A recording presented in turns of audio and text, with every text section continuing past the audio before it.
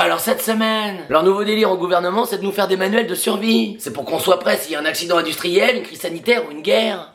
Mais au lieu de nous pondre des manuels de survie, une idée comme ça, hein. Améliorez votre manière de diriger le pays et faites en sorte qu'on n'ait pas besoin de manuel de survie. Je dis ça, je dis rien. Hein. Pendant ce temps-là, François Bayrou, alors lui, il veut pas abroger la réforme des retraites. C'est quand même super bâtard d'avoir ouvert une petite porte d'espoir pour la retraite à 62 ans. Parce qu'il a dit qu'il était d'accord pour la remettre à 62 ans.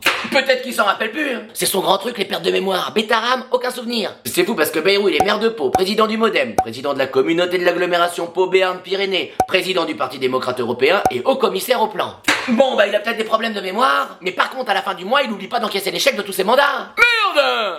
En fait, il a jamais voulu mettre la retraite à 62 ans. C'était juste pour échapper à la censure de la gauche, et une fois que c'est passé, bim, la porte d'espoir, il nous la claque à la gueule. Comme si on avait besoin de ça en ce moment. Et alors Gérald Darmanin, lui, veut mettre fin à la retraite par répartition et aller vers un système par capitalisation. Alors moi je veux bien, mais attention, parce qu'il y a des économistes qui nous disent que la retraite par capitalisation, c'est intéressant, mais seulement pour les hauts revenus. Alors qu'est-ce qu'un haut revenu? Selon l'INSEE, un haut revenu, c'est 8 850 € par mois.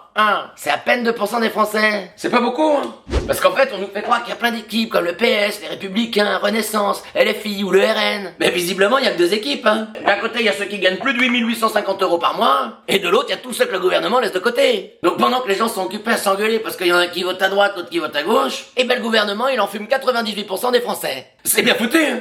Ça s'appelle diviser pour mieux régner. C'est pas nouveau, hein, ça date de Philippe de Macédoine. Ça a plus de 2000 ans et ça marche encore nickel.